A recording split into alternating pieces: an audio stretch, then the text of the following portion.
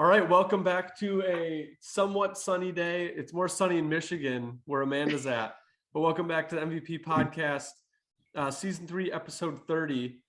We have Amanda Liford here. Like I said, from Michigan. Welcome to the show. Thanks for giving us some time. Thank you for having me on the show. I'm really excited to talk more and give all your listeners some great information. Yeah, it's always nice to get a Midwesterner. I like the other guests, but when it's closer to home, it's always better. We're a little biased. That makes me feel pain great. of the winter. Oh, yes, I definitely can feel the pain of the winter. It makes me want to go to Florida every winter time. Yeah. So being in Michigan, you said you're in the Lansing part, so the northern part of Michigan? So I am in Lansing. So if you're looking at the mitten, I'm right in the middle. Okay. I'm about an hour and a half to 2 hours from almost anywhere in Michigan. Awesome. And what is it that you do there? So I am a professional organizer. So my job is to help declutter, to help minimize and organize people's homes, businesses, and digital spaces through simple organizing solutions. Awesome. And you were saying digital spaces. So you do like computers and storage spaces. Yes. So that's something that not a lot of people really do or think about, but photos, videos, documents, and even email accounts, I also do and help organize. That's awesome. Last night, I was just going through my photos and organizing them by projects that I was doing because I just had like 5,000 photos. But I was like, I want to go into this project and find before and afters. And I'm trying to learn how to edit so Natasha doesn't yell at me about not getting live photos anymore. Because if you look at our social media, lacking on the on-site photos, yes, which has always been something, Natasha, and you can see the look in her face right now of like, yeah, I know, of getting like live photos. Hard. I was really impressed when I turned on my Facebook this morning and I saw the photos you posted. I was like, wait, you didn't send them to me. I did something. It's because I was organizing. And a lot of good things happen when you're organized. A lot of good things do.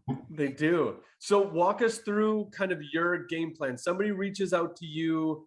And I feel like someone reaching out to you to say, hey, my home is unorganized. It doesn't flow correctly. Like, what can I do? Is way different than, hey, I've got a business Google Drive account that's so far, I can't find anything. Like do you have two kind of minds that work on what you're working on, or how do you organize yourself within organizing? Yeah. So there's really 3 avenues, because the other avenue that I don't really promote too much is I do DIY plans. So there are 3 different avenues that require 3 different systems. And I've done a really good job of kind of creating different processes and a standardized system for each. I came from automotive manufacturing previously, and so I have a lot of experience with recording systems, documenting, creating lean systems to make everything as simple as possible for the least organized person. It's weird, someone from Michigan coming from automotive. I've never heard of it before. Oh, never, not at all. So I was a production scheduler, so I was the most organized person in the plant there too. Okay, so it goes hand in hand with what you've done in the past. Yeah. Is this something that you've always been, maybe not wanting to do, maybe not as a kid, you were growing up saying like, I want to be a professional organizer, but were you always an organized person? Like, has that always been in your nature? So I grew up, and I've always been a very perfectionistic type A person. But as all of us know, being a perfectionist and type A has its downfalls, and it's taken me a long time to work through those. So now I call myself a recovering perfectionist. Okay. Really working through those perfectionist tendencies. I like that. No, I didn't even know professional organizing was a thing until just a few years ago. Really, my passion for it started in automotive because I was learning about lean systems and 5S systems, which anybody in the automotive industry will recognize those 2 terms immediately. And that's just the automotive way of organizing. And I really loved it. I did it to my own house. And then I had to stage my first house to sell, and that went really, really fast. And then I found out it became a thing, and I was like, oh, because of Marie Kondo. And I was like, oh, people pay you to do that? What? And so I started, and I just expected it to be something small, and I did on the side, and it's grown now to the point where I've been able to, I've moved positions and whatnot. I'm out of automotive, but now I've actually quit all of my full-time jobs, and now I'm just doing the business full-time as of Wednesday. That's awesome. Congratulations. Congratulations. Well, thank you. I'm really excited and nervous all at the same time. We'll dub in the fireworks and the alarm bells right now. Yeah. Woo! Yeah. That's exciting. And you can do this remote then, I'm assuming. You can take on clients outside of the middle of Michigan. Yes, I definitely can. I already have a pretty large radius in Michigan anyway to be able to do it for people, because there's a lot of people who want to be organized but physically can't do it themselves. And so I have a pretty large service area to do it in person, but I do offer DIY plans, and then my digital services can also be remote. A couple weeks ago, I just finished up a project for somebody who lives on the west side of Canada.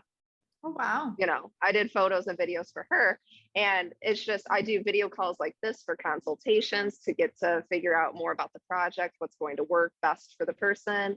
And even the DIY plans, I don't just give out, here's what you do, end of story. I do the video calls along the way to make sure that they are comfortable and it works best for them.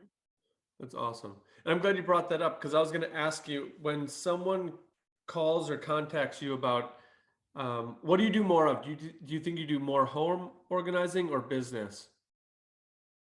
I think I definitely do more home organizing. Okay. But I definitely think that sometimes there's been a few times where the home organizing turned into business organizing. Yes. Or I was going to get into that. it was technically I'm doing an apartment right now, so it sounds and feels more like home organizing, but she's using the apartment as her office space. So Okay. it's kind of a little bit of both going from there. Okay. And the reason I asked is I wanted to bring out like a kind of a situation where a homeowner calls you and was like, hey, Amanda, my house is in such disarray. I feel like I've lost control, and this is kind of how I want it to look. Do you have like a step-by-step process, or how does that conversation usually go? And what's usually I know it's not a solution, one fits all, but kind of how do you go through your checks and balances to make sure that you're getting them what they need? Definitely. And that's a great question, because you're right. It's not a cookie cutter situation. I tell everybody no two situations are ever the same. I tell my staff the same thing, and they really like that too. But first we do an in-person consultation if they're local. And that's just a 30 to 45-minute time where I go into the house, I see the space firsthand. We talk about their goals, what they're wanting, talk about, you know, if it's very, very cluttered, hey, how much of this stuff do you realistically think that you can get rid of or want to get rid of? What are some feelings you want to be able to do? What are some things you want to be able to do in this space that you can't do right now? With all that information, I'll give them a quote at the end of about how much time I think it's going to take me and my team to do. And then we go from there with contract payment, and then we move forward. What makes me a little bit unique and different from most other organizers is a couple different things, but one is that I make the whole process as simple as possible. So I'll do product purchasing for the client as well within their budget. And then I also offer to do small, very small, handy things. I'm a very, very handy individual. And so I offer to do small things, like when it comes to building shelves or mounting things to the wall or hanging up photos that they're unpacking. All that I'm extremely comfortable with, but I'm also not opposed to telling them I'm not comfortable doing that. Yeah. You're gonna have to hire somebody else. Yeah, when it gets a little bit bigger. And I'm sure some of the things could get bigger with trying to redo rooms and all that stuff. Definitely. One of the big things I won't do is I don't mess with mounting things on fireplaces, because I don't want to mess up somebody's fireplace or chimney, so I won't do that. But I'm not opposed to hanging up a TV though, because it's going to be better hung up. And if I know there's no plumbing behind it, there's no electrical behind it, I'm pretty safe. Yeah. No, I could definitely see that. And the last thing you want to do is damage someone's home when you're trying to fix it. That would not go over well. Do you handle paint as well, or do you have some subs that you do for if they've got peeling paint or they need holes patched because there's been damage to the drywall? Like, do you get subs for that, or is that stuff you handle? So most of the time, paint wise, I don't do the paint unless it's white. Unless it's small and white. I carry a little bit in my toolbox. I carry a little bit of just plain white paint and a paintbrush. And if I just see a little bit, I'll touch it up. Patching up walls, as long as it's like the size of my hand or smaller, I'm comfortable doing that. But I do have other businesses that I refer business to for bigger things that I'm not comfortable doing in the areas that I work in. Yeah. Because I'm sure, and I'm guessing, but some of the people that you do these organizing with have either an excess amount of stuff or are not very cleanly, or just things have gotten away and they can't upkeep with the things that are going on. So it does build up and get bigger and bigger, and then it starts overflowing into other rooms.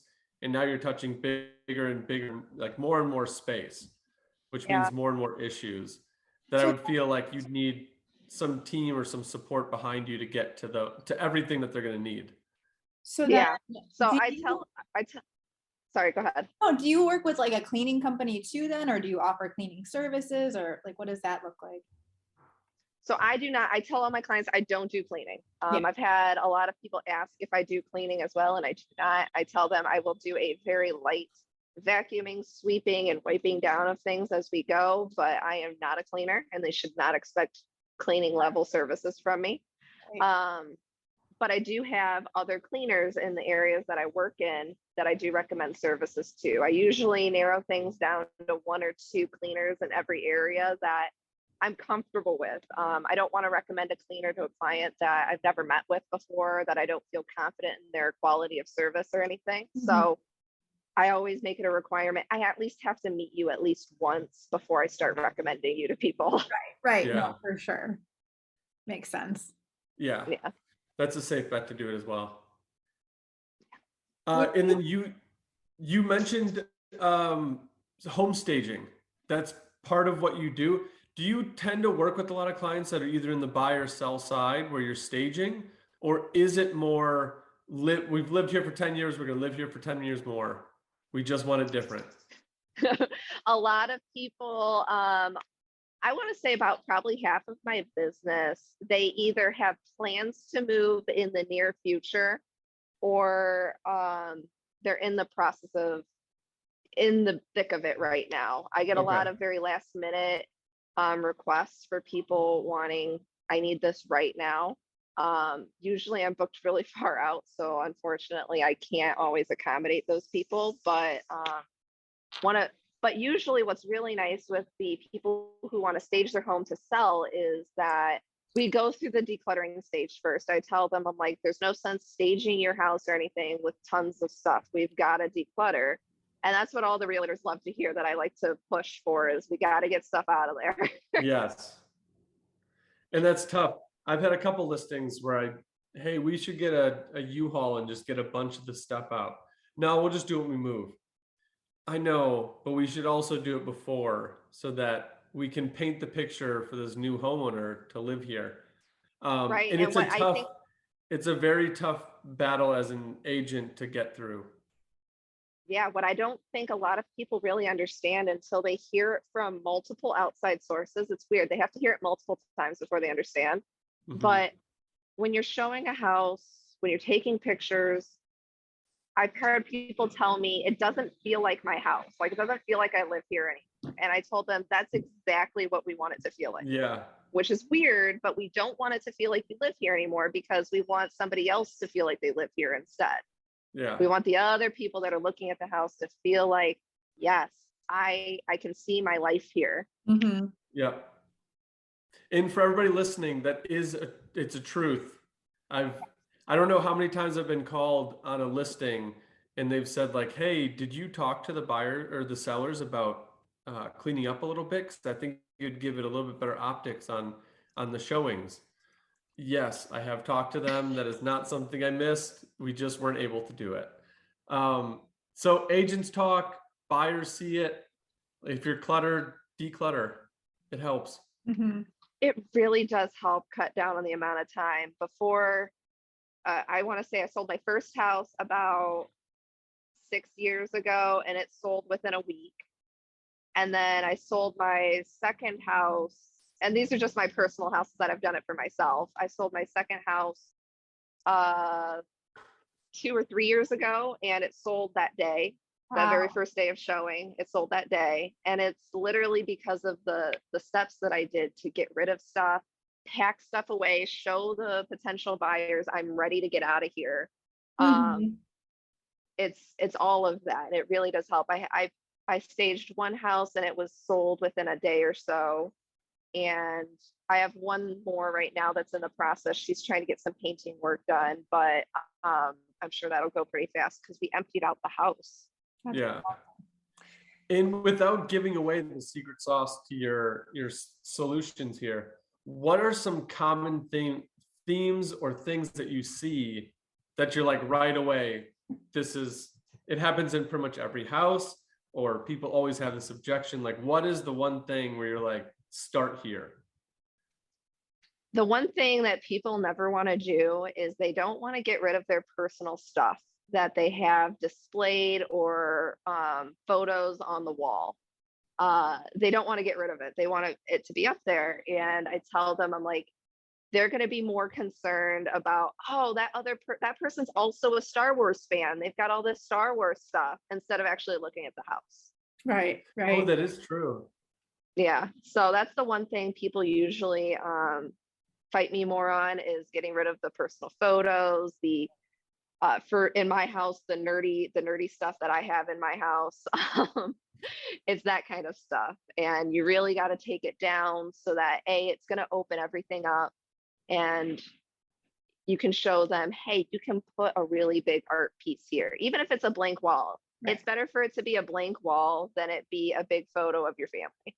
Well, the thing is, too, they're not getting rid of the things. They're just taking it down Right. and showing. So they're still going to be able to put it up at your new house, but let's put the current house on its best foot forward so that you can get the most money for your offer. Yes. Yeah.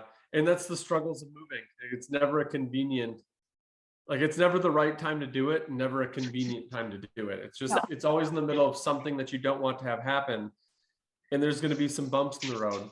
And you But- never quite feel comfortable in your house while you're getting it ready for sale. But Yeah. think about how Oh. much more comfortable you're going to feel in your next home.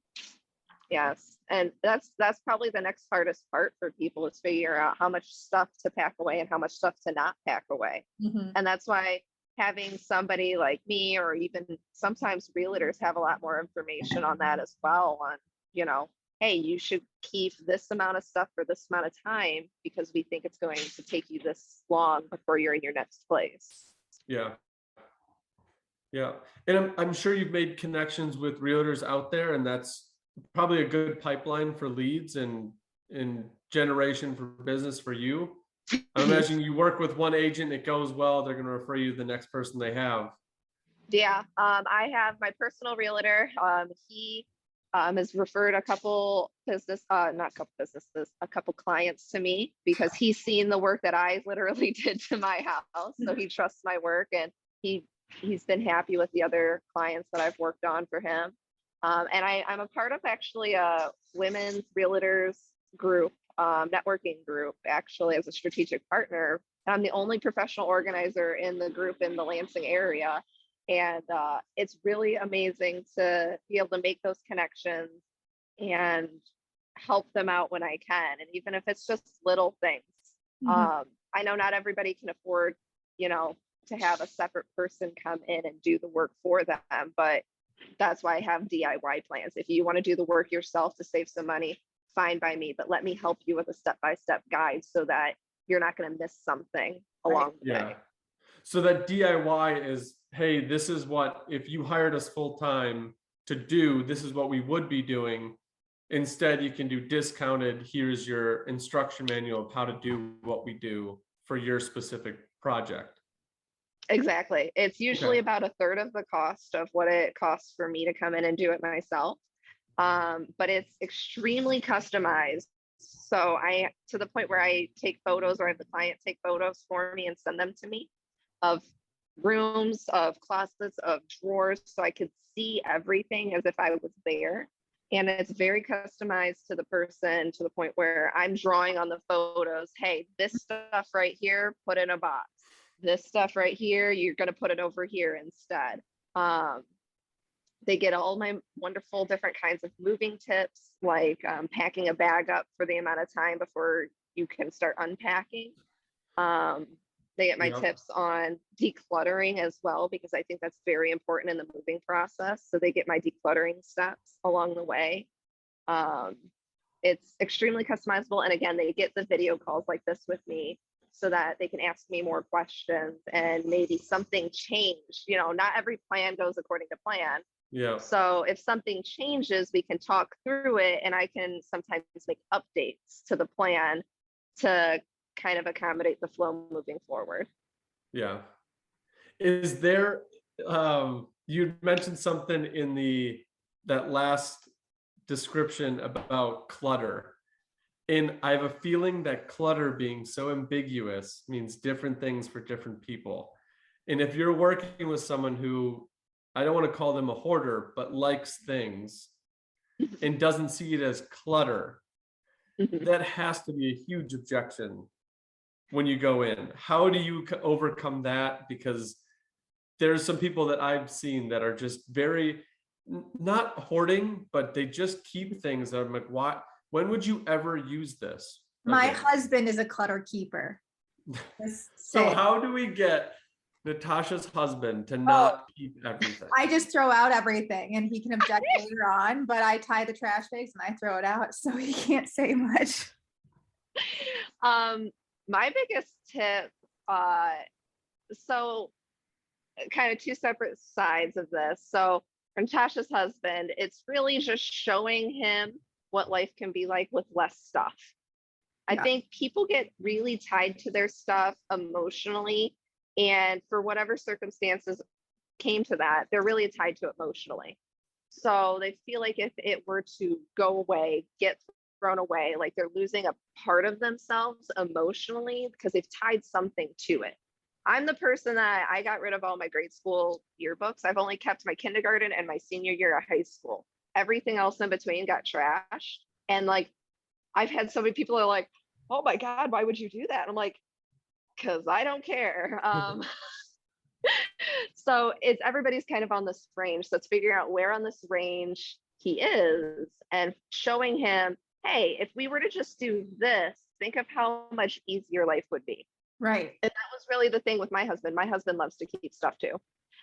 He keeps things because they're very sentimental. He still has, I think, one of the first like notes, like I love you notes that I wrote him when we first started dating years ago. He's got that tucked away somewhere. But I think after a while, he started seeing that as I declutter about twice a month in my house. Now, it's not huge. I have like one Amazon box that I donate every time. But after I started doing that, he started living a little bit more with less stuff, and he started really enjoying it because he doesn't feel tied down to everything. So we have a Goodwill container in our laundry room too, that like whenever like if I try on a piece of clothing, I'm like, it doesn't fit or don't like it anymore, it goes right in there. And like, so when my son was really young, he's 10 now, but when he was like 4 or 5, we always used to say it was the box for babies that needed it. And so like anytime he didn't like a toy anymore or outgrew a shirt or whatever, and we said, all right, let's give it to the babies that need it. So we're starting to teach them young. That is perfect. That's what I do myself at my house too. I have two actually. I have one in my son's room for his clothes, and then I have one in right by our front door for all the other stuff. Yeah. But that is perfect. That is huge. Once you have a spot for that, it makes it a lot easier to declutter. For sure. for sure. Yeah.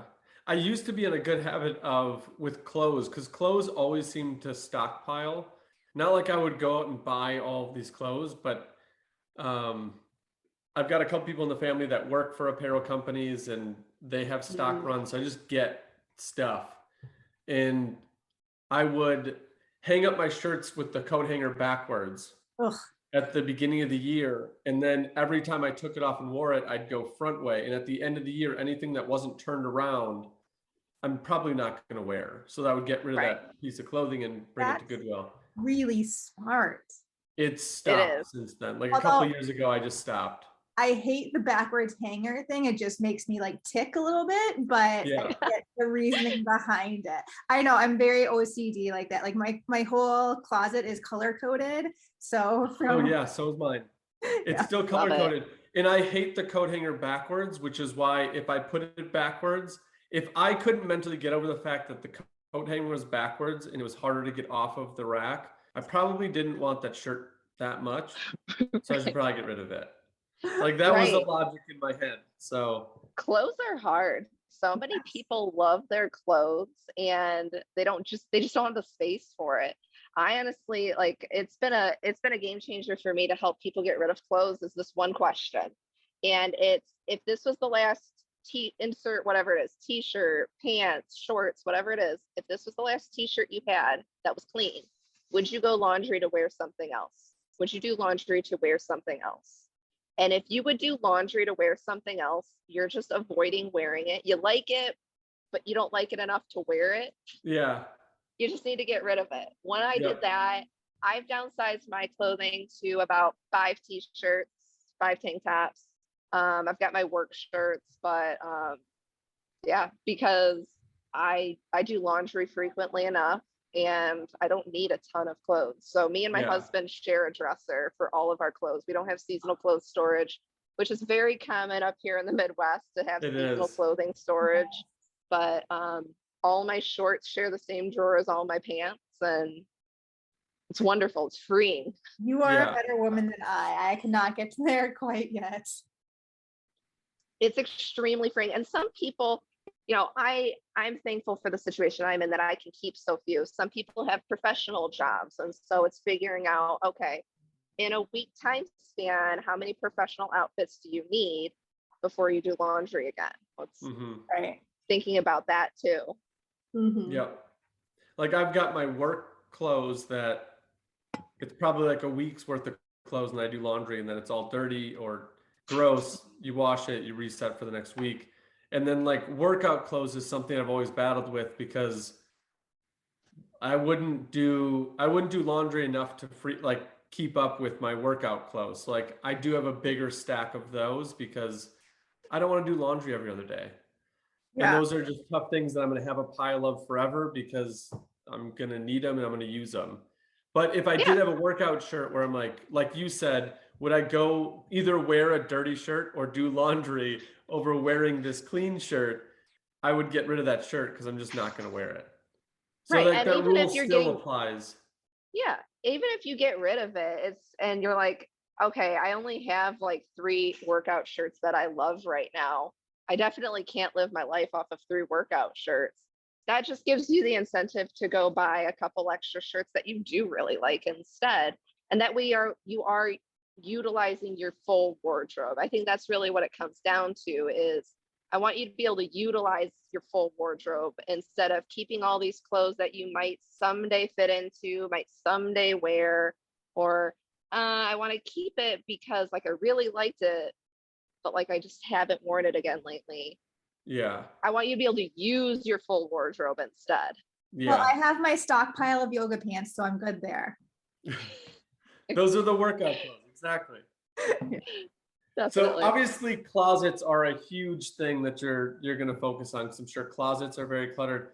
Some of the other rooms, what are we seeing? I'm guessing kitchens have to be up there. I do everything. I tell people I do everything attic to basement and everything in between. So really any room is up for grabs with me. I've done garages have been pretty popular the last month or so. Kitchens are huge. People don't know what kind of food they have sometimes, and there's a lot of expired food. They're not storing it in the best way that they could for how their kitchen's laid out. And there's Yeah. so many times that I've gone into a house, they're like, we just built this house. And I was like, okay, you did not build these shelves deep enough. This is why you're having this problem. Yeah. So there's some times where I'm like, I wish people would bring me into the process of planning when they're building a house as well. So I can tell them, hey, this is the kind of food that you have now. This is the kind of storage you have now. This is going to be your new house.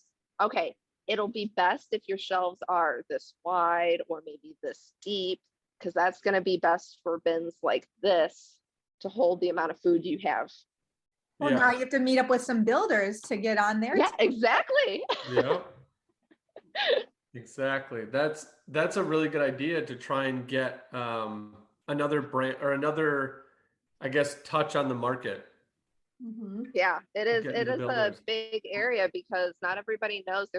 They just go with what the contractor thinks, and a lot of the time the contractor is going to go with what's going to be easiest for them and to find, Yeah. which isn't a bad thing, but maybe it's just the difference of, hey, we're going to get 8-inch deep versus 22-inch deep, and 22-inch deep pantry is very hard to work with if you don't have drawers. If you have drawers, super easy.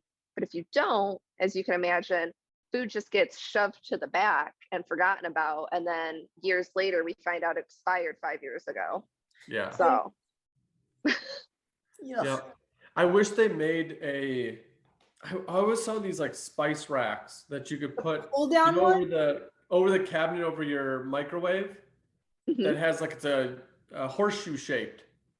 Oh yeah, there are They those. should make those for those like built-in pantry units that go 22 back, so you can have a shelf that wraps, and that keeps things towards the front and the center. I've seen I've the always ones wanted those. that are pull down. So like there'll be a full shelf and then you can just pull it out and pull it down. And I want those in my house.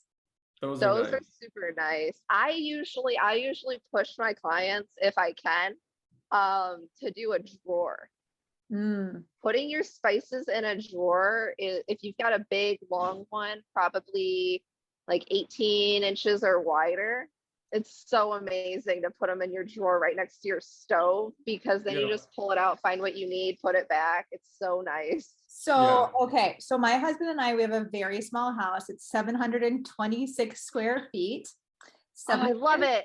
740 if you want to count our laundry room / crawl space basement area.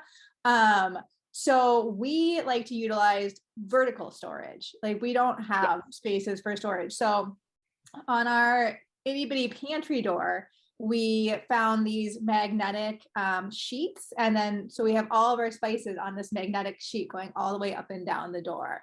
And That's a good like, idea. we try to find any place in our house that we can utilize vertical storage because we don't have actual storage. That is beautiful. I've seen a mason jar type thing, and that's what that just reminded me of. Mhm. So they put a board across the top, and then they drilled the screw through the bottom of the mason jar and screw it all the way up to the board, so you can unscrew the mason jar and it comes down, and then you screw it back in, it holds itself up. And that was a super cool idea. I don't know where I'm going to put it, but like that seemed like a super cool, because there's mason jars everywhere these days. There really are. And I love doing tiny houses. So my house is just under 900 square feet. So the fact that you were in 720, love it. Yeah. Some people don't know about me. Me and my husband are in the process of converting a school bus into a tiny home on wheels. That's awesome. So we're eventually moved to a 350 square foot bus to live in one day. We're gonna have to have you on for another show to talk just about that. Just about the bus. Yeah. Cool.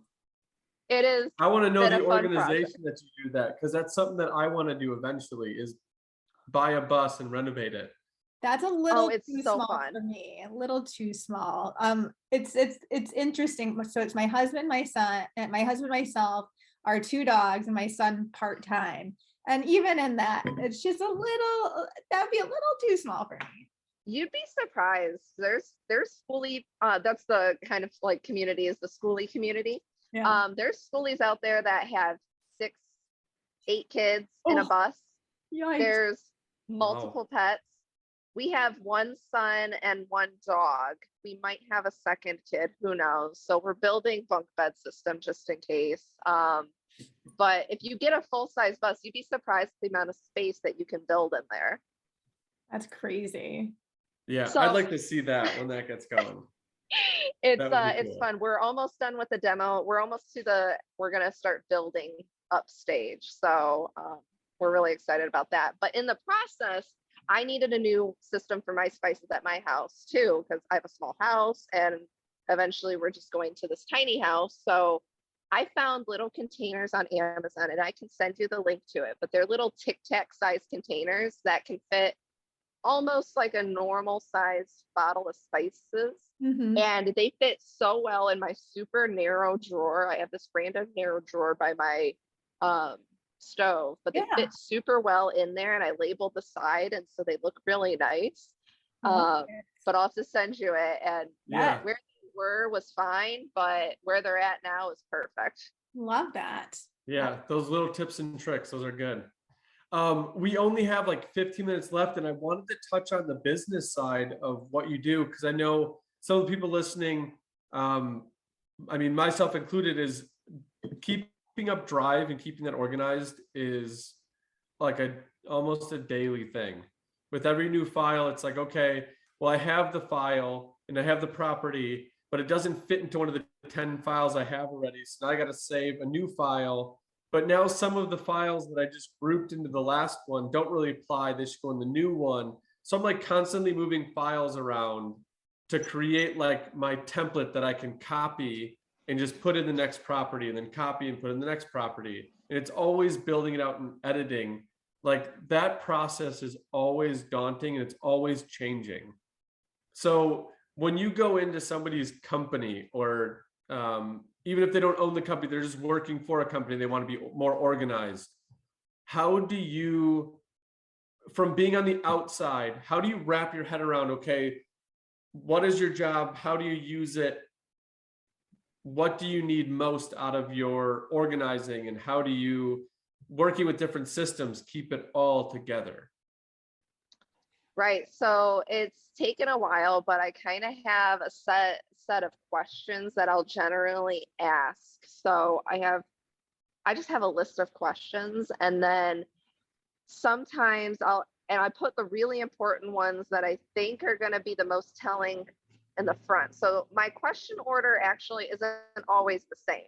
And that's so that I can minimize my questions. If they answer, what are your goals for this space? And they tell me, hey, we just want to be able to utilize it. That's probably the most common thing. We just want to be able to utilize it and not be stressed out about it, and for it to be cleaned off and functional. It's the most common answer I get. That kind of takes me to a different question, opposed to if they were to say something crazy like, I want this to be a workout room. And I'm like, oh, okay, so you want this to be a workout room. And then that kind of tells me, well, what kind of workout equipment are we going to be putting in here? So I kind of almost have a flow chart of how my questions flow. It's not always the same flow chart, but it's always, I go off of a list of questions, and the list just sometimes adjusts to get all the information that I need in the shortest amount of questions. Yeah.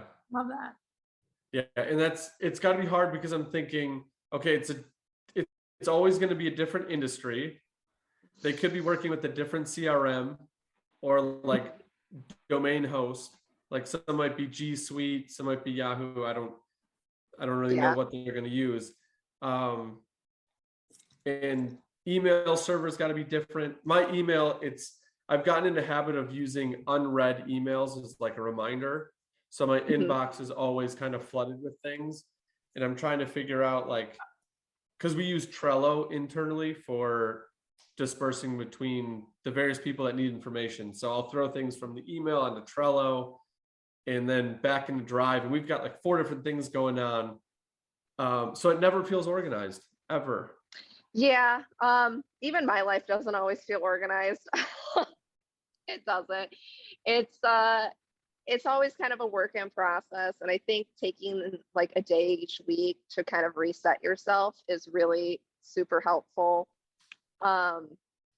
But overall, having those set processes and recording the processes is probably really the biggest thing, because eventually after a while you kind of run on autopilot, and then you get to the point where everything's feeling overwhelmed again. And you're Mhm. like, why does it feel overwhelmed? Well, it's probably because you're missing some crucial step of your process that you used to do that you just forgot about and you're not doing Yeah. anymore. So going back to that and referencing that process again is extremely helpful. Checklists, I use checklists all the time.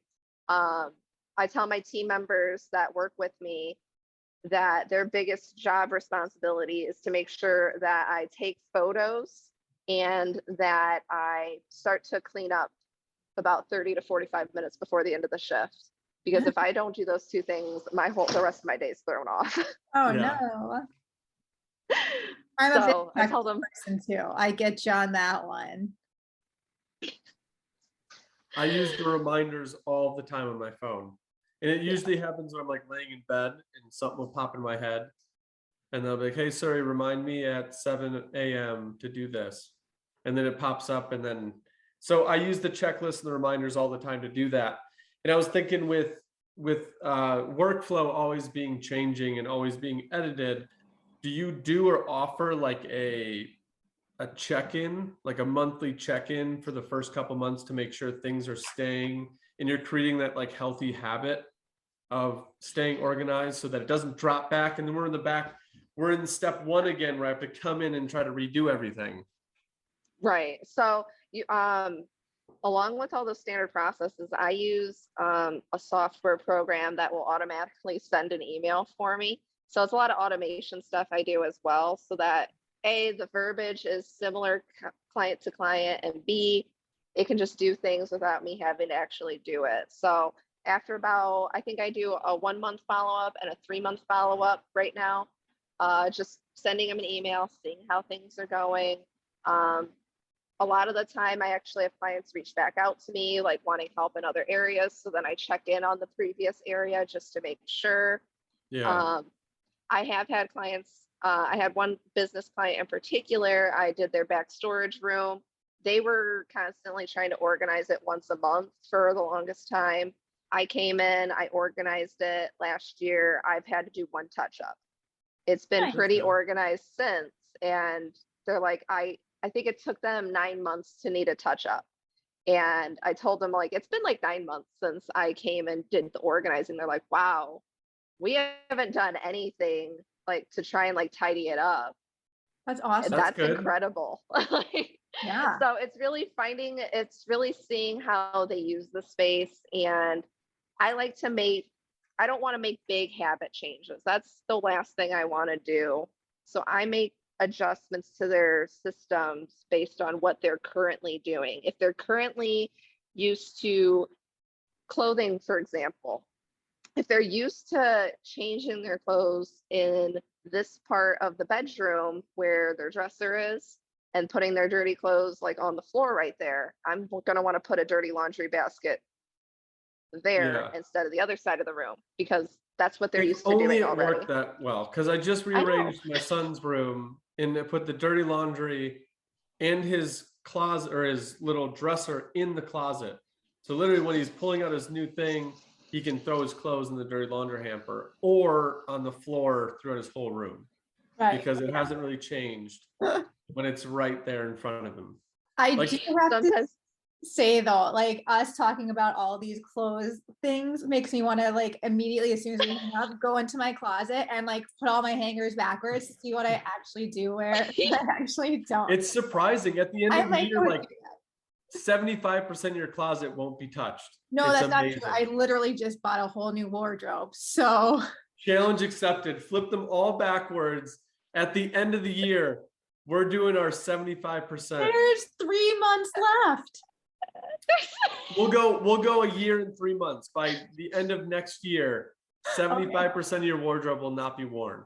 full. We'll take a Love it. picture right now, I and will. then you guys will, like, when you guys get to that point, we'll have to take another photo or I have me love it. back on, And we're we'll gonna have talk you back about on, it. and we're gonna go all through this line by line.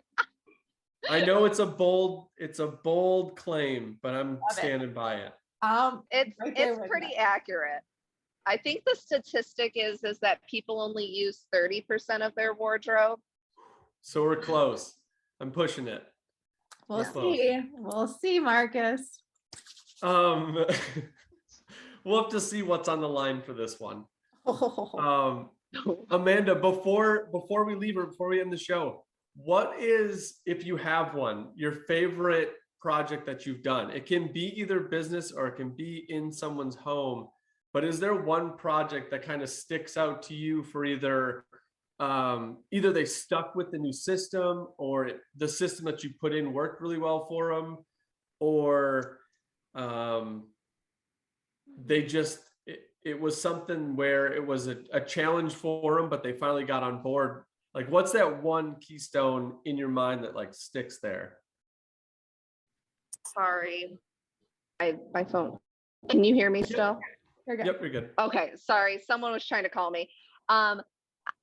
That's really hard, because what's interesting about organizing is no two projects are ever the same, and each Yeah. one of them is like their own unique puzzle.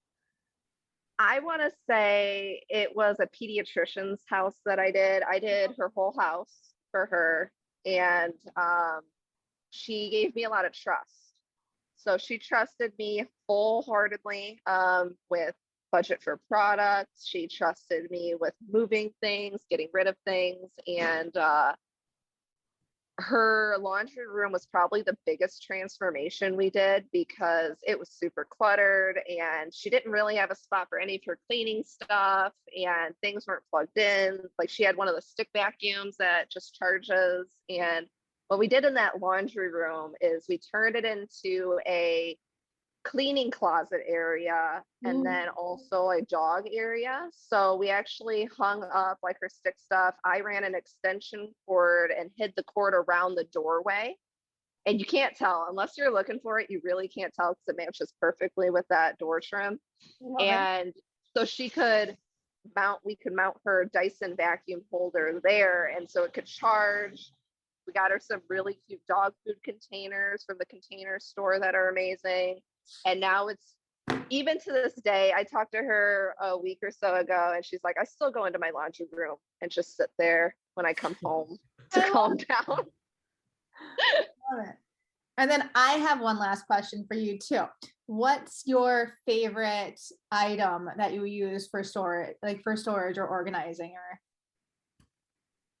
So I think my favorite item right now, because I've noticed that it'll change depending on what I'm doing, but my favorite item right now is a 5-section Lazy Susan. So you've got the Lazy Susan turntables, and you can buy them with little dividers, so you can have 5 different sections in it. I like the ones that have the removable dividers in case that you need to have, more stuff in one section. Sure. That's my favorite, because I have literally used that for craft supplies, tiny kid toys.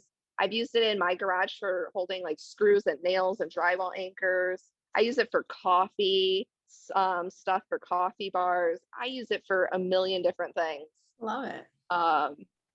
I've got one in my cabinet, and I put all of my like granola bars on one side so they stand up. And I actually, those packets of spices that you will get sometimes, I put them in there so that they're not laying down flat somewhere. They can actually stand up. So you can see what you're dealing with. Yeah.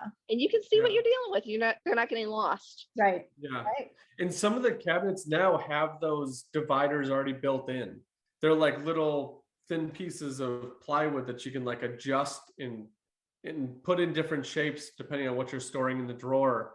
And I've seen some for Lazy Susans too that come with the manufacturer, but that's good that you can buy them aftermarket and put those in. I'm going to throw organizing tip in here for me. My favorite, because I know you were asking me, Natasha, my favorite organizing tool these days, I found them on Amazon. They're little cord clips. They're like an elastic rubber with a clip in the middle. And all of the cords you can wrap up and clip, and then they stay wound up. It's amazing. nice. For all of the Nerf guns, in the laser tag guns, in the lightsabers, in the phone chargers, in the tablet, to have all of those not sporadic in your junk drawer is amazing. Ooh, I'm gonna give you a quick tip real quick, Marcus. Yes. If you Google search photo storage box, I think that's what you should Google search. Okay. Get the, you see those clear like little containers that people store photos in. Yeah. I use those to store my cords. So I'll put all of my USB-Cs in one container, all of my micros in another, and then I put it in my closet. And then when I'm looking for a cord, I go to that one spot and they're all organized by type. Oh, I like that idea too. I was just sitting I had a gym bag full of cords, and I was like, I don't know what any of these do. So then I went and bought those little elastic things, because like I'm not going to have them in a bag, because I spend half the time like pulling them out and untangling them.